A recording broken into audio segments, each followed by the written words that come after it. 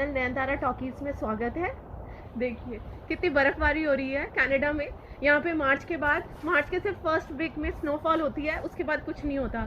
और corona virus की वजह से यहाँ पे भी बर्फ हो रही है, बर्फ पड़ रही है। तो आप सबको पता है कि कोरोना वायरस में हर कंट्री में लॉकडाउन हो चुका है, जिसकी वजह से पॉल्यूशन बहुत कम हो गया है, लोग अपने घरों में बैठ गए हैं।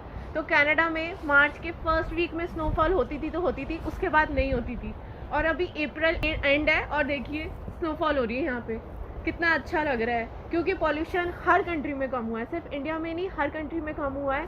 कनाडा में भी बहुत कम हो गया है, सब लोग वर्क फ्रॉम होम कर रहे हैं, कुछ लोग अपनी नौकरी खो चुके हैं, तो सब लोग घर में ही हैं। कोई डर के मारे बाहर नहीं निकलता, कोई इसलिए बाहर नहीं निकलता कि उसके पास काम ही नहीं है करने को। तो इसकी वजह से पॉल्यूशन में इतनी कमी आ गई है कि हर जगह हरियाली है, जानवर बाहर निकले हुए हैं। और अब देखिए स्नोफॉल हो रही है कनाडा में अप्रैल एंड में, दिस इज अनबिलीवेबल। तो देखिए दोस्तों, एकदम से स्नोफॉल ख़त्म हो गई और कितनी तेज़ धूप निकल आई है। तो अब मैं अपनी आज की वीडियो स्टार्ट करूँगी जो शोल्डर पेन पे है, लेकिन उससे पहले मैं आपको कुछ और बताना चाहती हूँ कोरोना वायरस के बारे में। मैं ये कहना चाह रही हूँ कि हम लोग नी पेन पे या शोल्डर पेन तो तभी ठीक करेंगे ना जब हम लोग ज़िंदा रहेंगे।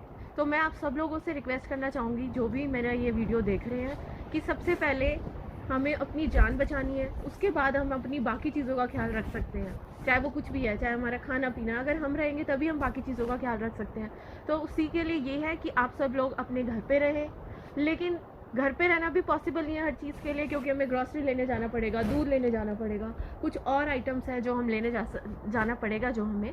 तो उसके लिए आप कुछ प्रिकॉशंस लीजिए, मास्क ज़रूर लगाइए। अगर मास्क नहीं है तो जैसे हमारे प्राइम मिनिस्टर श्री नरेंद्र मोदी जी ने कपड़े का दिखाया कि उन्होंने मफलर ही मुँह पे लगा लिया, आप वो लगा लीजिए। मैं भी वही स्टोर लगाती हूँ जो मैं अपनी हर वीडियो में दिखाती हूँ, एक्सरसाइज करने के लिए, पट्टी बांधने के लिए, क्योंकि मेरे पास भी यहाँ पे ज़्यादा नहीं है। हम लोग मास्क लेने गए थे एक दो स्टोर्स में जो हमें नहीं मिले, तो मैं भी वही लगाती हूँ, आप भी वही लगाइए। और ग्रॉसरी लेते वक्त भी ध्यान रखिए कि ग्लव्स भी पहन लीजिए, अगर आपके पास हैं तो वो ग्लव्स तभी फेंक दीजिए, क्योंकि जो हम अपना हेयर कलर करते हैं हमें उसके साथ भी ग्लव्स मिलते हैं, हम वो ग्लव्स भी लगा सकते हैं। आप वो ग्लव्स पहन कर जाइए। और ग्रॉसरी आइटम्स जैसे दूध हो गए, कुछ भी हो गए, उन्हें सैनिटाइज करके ही फ्रिज में रखिए। और जो हमारे फूड आइटम्स हैं जैसे कि सब्जियां, फ्रूट्स, उनको कोशिश करिए कि गरम गरम पानी में धोइए, क्योंकि अगर आप गर्म पानी में धोएंगे तो 95% बैक्टीरिया और वायरस उसमें मर जाएगा। मैं भी जैसे दूध लेकर आती हूँ तो मैंने सैनिटाइज करती हूँ ऊपर का कवर। और सब्जियाँ भी प्लास्टिक की पॉलीथिन में ही आती है, प्लास्टिक बैग्स में, उसको भी आप सैनिटाइज करिए। सैनिटाइज करके ही फ्रिज में रखिए। या फिर आप ऐसे कर सकते हैं कि जो चीज़ ख़राब नहीं हो सकती, जैसे कि कुछ भी आइटम हो गया, बिस्किट्स हो गए, नमकीन होगी, वो तो नहीं ख़राब होंगी, उनको आप 48 आवर्स के लिए कहीं कॉर्नर पे रख दीजिए, क्योंकि ये वायरस 48 आवर्स तक रहता है, उसके बाद नहीं रहता। तो अगर आप उस चीज़ों को टच भी करेंगे तो आपको इन्फेक्शन का खतरा नहीं है। मैं आप सब लोगों से यही रिक्वेस्ट करूँगी कि प्रिकॉशंस लीजिए, क्योंकि जान है तो जहान है। सबसे पहले आप अपना ख्याल रखिए। और अब मैं आती हूँ अपनी आज की वीडियो पे जो शोल्डर पेन पे है। तो शोल्डर पेन की कोई वजह नहीं होती, ज़्यादातर 40+ में होता है, बिना किसी कारण के भी अचानक से हो जाता है, ज़्यादातर लेफ़्ट शोल्डर इफेक्टेड होता है।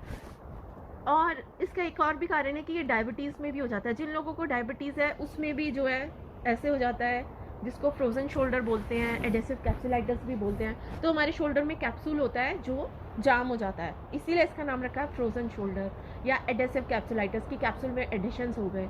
तो हमारी ऐसे नहीं उठेगा कंधा, ऐसे पीछे नहीं जाएगा, ज़्यादातर लोग उस कंधे को ऐसे ही रखेंगे। तो मैं आज आप लोगों के साथ वो एक्सरसाइज शेयर करूँगी कि क्या एक्सरसाइज करें जिससे घर बैठ के बिना किसी पैसों के हमारा ये शोल्डर ठीक हो जाए, और जो हमारी ये मूवमेंट है ऐसे ऐसे हम बिल्कुल नॉर्मली कर सकें पहले जैसे। तो आइए स्टार्ट करते हैं मेरी वीडियो शोल्डर पेन। तो शोल्डर में हमारे 6 मूवमेंट्स होती हैं। एक तो ऐसे ऊपर उठाना जिसे फ्लेक्शन बोलते हैं, ऐसे पीछे जाना जिसको एक्सटेंशन बोलते हैं, ऐसे करना जिसको एबडक्शन बोलते हैं, ऐसे करना जिसे एडक्शन बोलते हैं, इसे इंटरनल रोटेशन और इसे एक्सटर्नल रोटेशन। तो 3 मूवमेंट इफेक्टेड होती हैं शोल्डर एडेसिव कैप्सुलाइटिस में, फ्लेक्शन, एबडक्शन और एक्सटर्नल रोटेशन। इसीलिए जिन लोगों को कंधे की प्रॉब्लम है वो ज़्यादातर अपना हाथ ऐसे रखते हैं ताकि उसको सहारा मिले, क्योंकि वो खिंचेगा तभी दर्द होगी। तो मैं एक्सरसाइज जो आपको आज बताना चाहूँगी वो है, सबसे पहले अगर आपका ये वाला हाथ इफेक्टेड है तो ये ऐसे नहीं जाएगा, तो आप इसे कैसे एक्सरसाइज करेंगे? आप इस हाथ को इस हाथ का सहारा देंगे। ये देखिए, यहाँ से आपने ये हाथ ऐसे पकड़ा और ऐसे ले जाइए। शुरू में हो सकता है आपका इतना ही जाए और आपको यहाँ पे दर्द हो, लेकिन उसको रोक के रखिए 1-2 मिनट, फिर नीचे ले आइए, फिर ऐसे कीजिए। तो उससे क्या होगा, धीरे धीरे आपका हाथ 4-5 दिन में ऐसे जाने लगेगा। जब यहाँ पे जाए तो आप रोक के रखिए और उसे खींचिए, और ये जो यहाँ पे गैप है कान के यहाँ पे, उसको यूं कर लीजिए। देखिए, रोक के रखिए, ऐसे करिए। आपको एकदम से तो हाथ ऐसे नहीं जा सकता, अगर शोल्डर प्रॉब्लम है तो ऐसे जाएगा, फिर धीरे धीरे धीरे धीरे बढ़ती रहेगी। क्योंकि मैंने पहले भी बहुत पेशेंट्स को ये ट्रीट किया है जिनको ये प्रॉब्लम है शोल्डर की, तो उनको दर्द भी बहुत होगा। आप सोचोगे कि मैं एक्सरसाइज ना करूं, मुझे दर्द हो रहा है, तो बिना एक्सरसाइज के ये प्रॉब्लम ठीक नहीं होगी। और ये तो बहुत बड़ी बात है कि जो मैं आपको एक्सरसाइज बता रही हूँ कि आपको किसी के पास नहीं जाना, आप घर बैठे अपना इलाज कर सकते हैं। बस दूसरे हाथ का सहारा लीजिए और हाथ अपना ऐसे कीजिए। धीरे धीरे धीरे धीरे आप ऐसे करते जाएंगे और आपका हाथ यहाँ तक चला जाएगा। जब आपका हाथ यहाँ जाने लगे तो कान के बिल्कुल ऐसे कर लीजिए, हाथ यूँ खींचिए, इससे पूरा स्ट्रेच पड़ेगा। अब एक्सटेंशन में भी आपको ऐसे हाथ नहीं जाएगा आपका, देखिए, तो आपको फिर इस हाथ का सहारा लेना पड़ेगा और धीरे धीरे धीरे धीरे खींचिए। दर्द होगा, इतना ही जा पाएगा, धीरे धीरे धीरे करके ऐसे खींचिए। देखिए कितना अच्छा खींच रहा है। आप अपने आप धीरे धीरे कर लेंगे। अब रही बात एब्डक्शन की, अगर मैं हाथ ऐसे उठाऊंगी तो मैं इस हाथ का तो सहारा नहीं ले सकती, तो आप कैसे करेंगे, आप किसी चीज़ का सहारा लेंगे। जैसे आप दीवार का ले सकते हैं। अब मेरे यहाँ पे पेड़ है तो मैं पेड़ का सहारा लूँगी, तो मैं पेड़ से सहारा लेके कैसे करूँगी। देखिए, जैसे आप समझ लीजिए कि ये दीवार है, आप ऐसे ऐसे ऐसे करिए। देखिए ऐसे किया मैंने, ये सहारा है। जैसे हाथ का सहारा होता है, ऐसे दीवार का सहारा है। देखिए, सहारा लेके ऊपर उठा, हो सकता है आपका इतना ना जाए, धीरे धीरे जाएगा। फिर आप दीवार के बिल्कुल पास आ जाइए। देखिए खिंच रहा है ना हाथ, ऐसे करेंगे आप। दीवार का सहारा लेके हाथ को ऐसे ऐसे करिए। हो सकता है आपका पहले इतना ही जाए, फिर इतना जाएगा, फिर इतना जाएगा। धीरे धीरे धीरे मूवमेंट आपकी ज़रूर बढ़ेगी और फिर आपको और पास चले जाना है और ऐसे हाथ खींचना है। देखिए कितनी अच्छी एक्सरसाइज है ये घर बैठ के। और ऐसे भी अगर आप इस हाथ का सहारा नहीं लेना चाहते, आप फिर दीवार का सहारा ले सकते हैं उस फ्लेक्शन मूवमेंट के लिए भी। ऐसे करिए, देखिए हाथ आगे गया, फिर दीवार के पास चले जाइए और ऐसे करिए। देखिए धीरे धीरे आपकी मूवमेंट आएगी। अब ये वाली एक्सरसाइज है, आप ऐसे करेंगे तो आराम से हो जाएगा, लेकिन जब ऐसे करेंगे तो इससे आगे हाथ नहीं जाएगा। तो आप इससे आगे हाथ जाने के लिए कैसे करें, आप लेट जाएंगे। देखिए आप लेटे हुए हैं, हाथ आपने यहाँ रख लिया, आप ऐसे करेंगे ये तो आराम से हो जाएगा, लेकिन ऐसे नहीं जाएगा।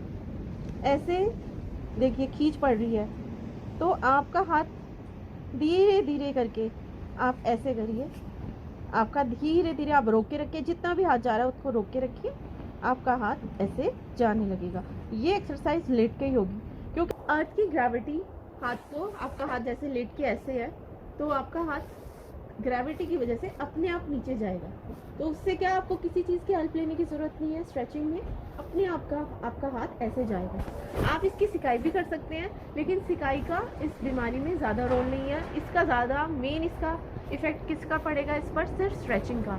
स्ट्रेचिंग उसके बाद जब आपको लगे कि हाँ अब मेरा हाथ थोड़ा बहुत ऊपर ऐसे जाने लगा, इतना भी जाने लगे, इतना होने लगे, थोड़ा सा इधर होने लगे, इतना होने लगे हल्का हल्का, तो आप शोल्डर रोटेशन शुरू कर दीजिए।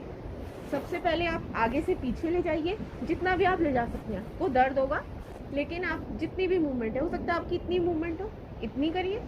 धीरे धीरे ज़रूर बढ़ेगी मूवमेंट। ऐसे करिए, फिर ऐसे करिए। ये 2 एक्सरसाइज रोटेशन के लिए जो आपको करनी है। आगे से पीछे ले जाना, आगे से पीछे ले गए, फिर पीछे से आगे ले गए। ज़रूरी नहीं आपकी पूरी मूवमेंट हो, कम मूवमेंट होगी तो भी आप करिए। फिर आप हाथ ऐसे करिए, हो सकता है हाथ ऐसे ना जाए, दूसरे हाथ का सहारा लेके ऐसे करिए, फिर धीरे धीरे ऐसे करिए, जितना भी आपका जाए। पर आप अगर इन एक्सरसाइज को रोज़ करेंगे 10 मिनट, तो 1 महीने के अंदर आपकी मूवमेंट पूरी आएगी।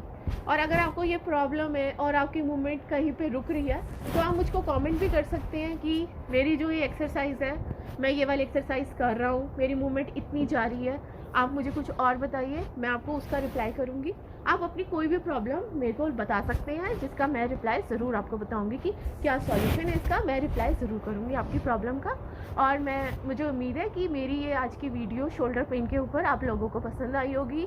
और जिन लोगों को भी, जिन व्यूअर्स को शोल्डर प्रॉब्लम है, वो ये एक्सरसाइज कीजिए, इन्हें फॉलो कीजिए और आपको ज़रूर इस ट्रीटमेंट से फ़ायदा होगा, मुझे पूरी उम्मीद है। Thank you.